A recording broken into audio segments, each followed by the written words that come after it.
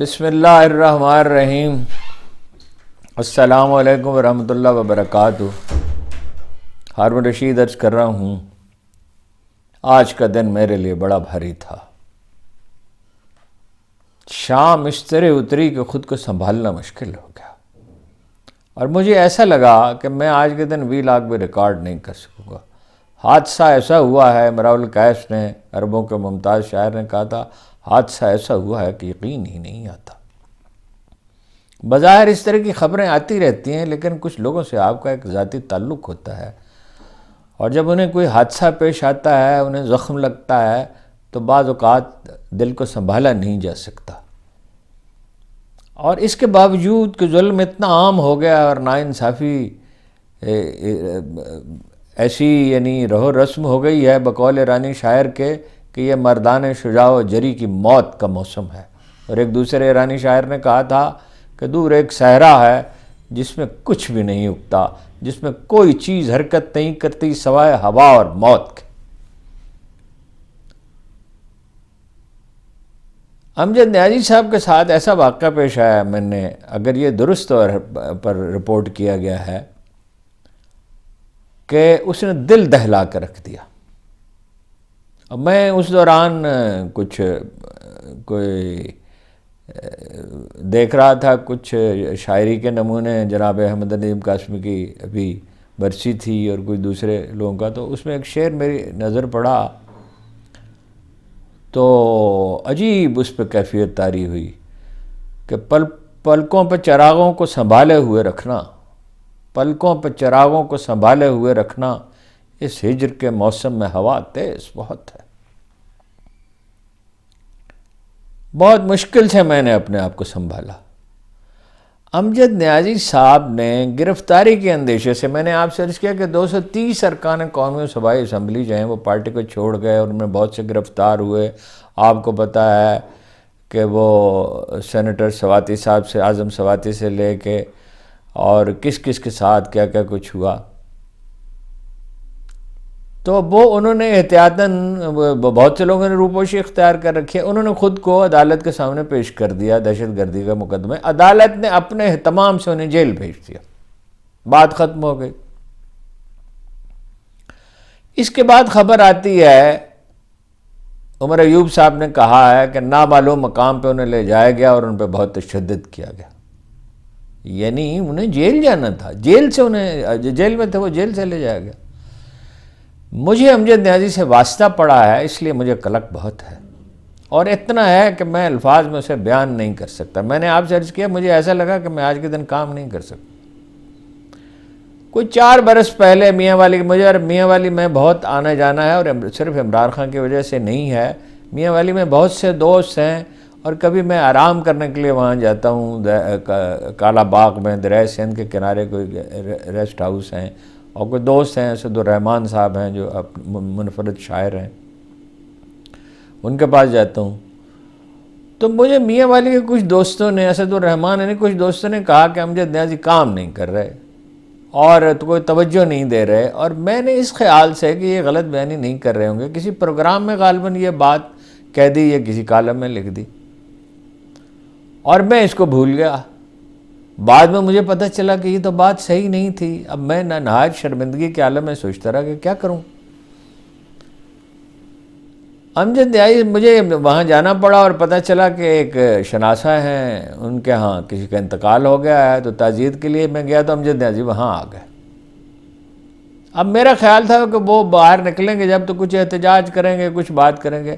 میں یہ دیکھ کر حیرت زدہ رہ گیا کہ ان کے چہرے پہ کوئی رنگ ہی نہیں آیا، یعنی کوئی تاثر ابھرا ہی نہیں، کوئی ماتھے پہ شکن نہیں، کوئی ناراضگی۔ انہوں نے میرا حال احوال پوچھا، اور اس طرح پوچھا گویا کوئی واقعہ رونما ہوا ہی نہیں ہے۔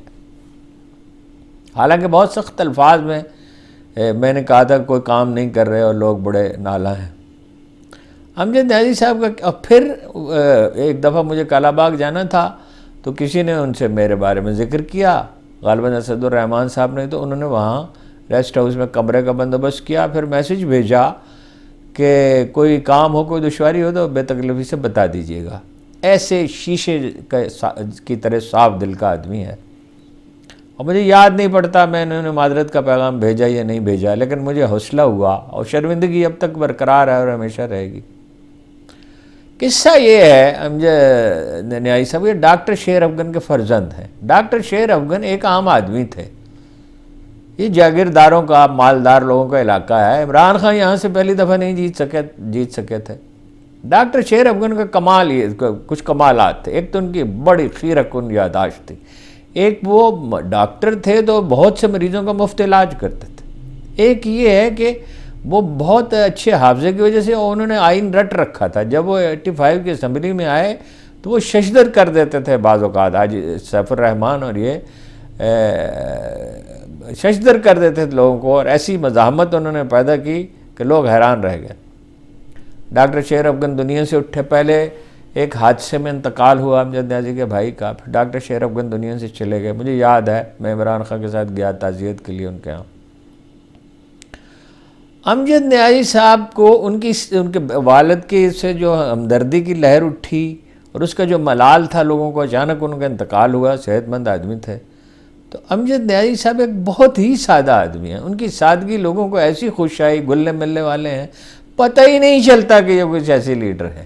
کسی محفل میں بیٹھے ہو تو آپ پہچان نہیں سکتے۔ تو وہ پی ٹی آئی میں شامل ہو گئے، عمران خان نے انہیں ٹکٹ دینے کا فیصلہ کیا۔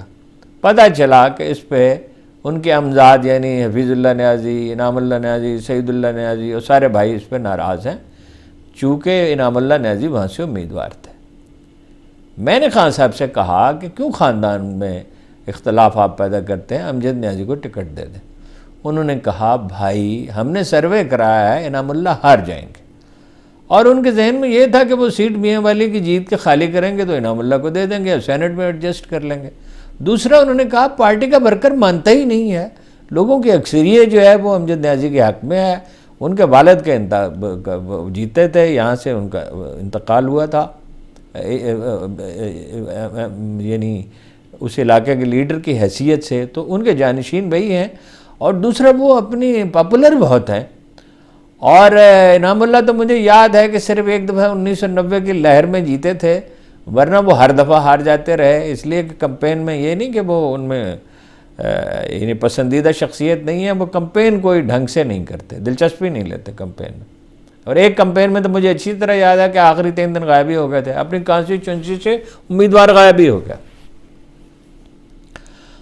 اب اس پہ یہ ہوا کہ جب انہوں نے سٹینڈ لے لیا اور کہا کہ میری مجبوری ہے، تو حفیظ اللہ خان اور انعام اللہ خان اور سب لوگ ان سے سخت ناراض ہو گئے، اور ایسی خلیج پیدا ہوئی جو آج تک پر نہیں ہو سکی۔ ہم نے کوشش کی سنجیدگی کے ساتھ سمجھانے بجھانے کی، یہ کہا بھائی بھلائی صلح میں ہوتی ہے، اور اختلافات اگر ہو جائیں تو ان کا برسر عام اس طرح ذکر نہیں، خاندان کے اختلاف۔ عمران خان نے خاموشی اختیار کیے رکھی، حفیظ اللہ خان صاحب نے تو یہ الغار ہی کر دی۔ آپ دنیا کے کسی بھی آدمی کو سمجھا سکتے ہیں، مگر میاں والی کے نیازی کو سمجھانا بڑا مشکل ہے، کسی کو بھی۔ جب یہ اپنا ناراض ہو جائیں تو بس ناراض ہو جاتے ہیں۔ منت سماجت بھی بہت کی۔ ایک میٹنگ مجھے یاد ہے جس میں ایک یونیورسٹی کے وائس چانسلر تھے، مجیب شامی صاحب تھے، پرو وائس چانسلر صاحب تھے، اور بہت سے معززین تھے، کچھ دانشور تھے، بہت منت سماجت میں نے ان کی، اور ایک سے موقع پر مان بھی گئے مگر بعد میں پھر انکار کر دیا۔ اب وہ یہ زخم بھی سہا عمران خان نے، خاموش رہے، اور امجد نیازی صاحب جو ہیں وہ بڑی میجارٹی سے جیت گئے، اور جیتنے کے بعد ان کی شہرت یہ ہے کہ بہت معمولی ان کے ذرائع آمدن ہیں، اور ہر شخص ان سے مل سکتا ہے، لوگوں سے بہت گھلتے ملتے ہیں۔ چنانچہ اس واقعہ تو اور بھی بہت تکلیف دہ ہوئے ہیں، اور آپ سب ان سے واقف ہیں۔ بہت قلق ہوا، اتنا قلق ہوا، میں نے عرض کیا کہ میرے لیے کام کرنا مشکل ہو گیا۔ بہت دیر تک تو میں خاموش بیٹھا رہا کہ اب کیا کروں، کام کروں، آج چھوڑ دوں نہ کروں۔ پھر خیال آیا تاریخ میں تاتاریوں کے دور بھی آتے ہیں، یہ تو خیر تاتاریوں کا دور نہیں ہے، تاریخ میں کوئی بھی تیمور بھی ابھرتے ہیں اسکندر و چنگیز کے ہاتھوں سے، جہاں میں 100 بار ہوئی حضرت انسان کے کباچ آگے، دن بیت جائیں گے۔ لیکن پھر خیال آیا ہم اپنے ساتھ کیا کر رہے ہیں، وہ جو جون ایلیا نے کہا تھا میں بھی بہت عجیب ہوں، اتنا عجیب ہوں کہ بس خود کو تباہ کر لیا اور اس کا ملال بھی نہیں۔ بھائی اس حد تک نہیں جانا چاہیے۔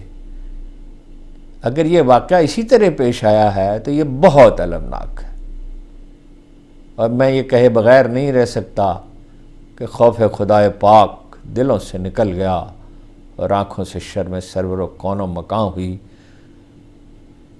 غصہ بھی ہوتا ہے، برہمی بھی ہوتی ہے، دل کو پتھر تو نہیں ہو جانا چاہیے۔ آپ کا بہت بہت شکریہ۔